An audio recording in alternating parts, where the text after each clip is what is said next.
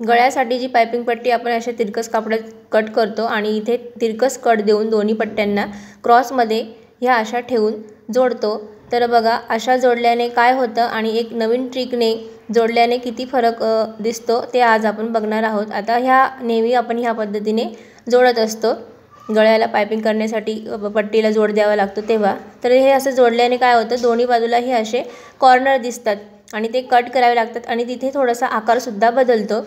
तर आता आपण नवीन पद्धतीने ह्या पट्ट्या कशा जोडायच्या ते बघूया आणि त्याच्याने किती फरक पडतो तेही मी तुम्हाला इथे दाखवते। आता ह्या पट्ट्या मी कट करून घेतलेल्या आहे।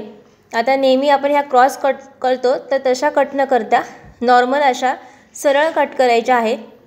पट्ट्या ह्या तिरकस कापडातच कट करायच्या, पण फक्त इथे सरळ कट करायच्या आहेत, क्रॉस द्यायचा नाही आहे।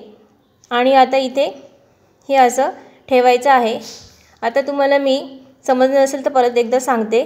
आता बघा इथे एकदम सरळ अशा ह्या पट्ट्या कट करायच्या आहेत, अशा तिरकस क्रॉसमध्ये कट करायच्या नाहीत। आणि इथे फक्त काय करायचं आहे, एका पट्टीवर ही दुसरी पट्टी दाखवल्याप्रमाणे ही अशी ठेवायची आहे आणि ह्या पट्टीचा वरच्या पट्टीचा जो कॉर्नर आहे, हा जो कॉर्नर आहे त्या कॉर्नरपासून खालच्या कॉर्नरपर्यंत इथे ही अशी दाखवल्याप्रमाणे तिरकस सिलाई घ्यायची आहे।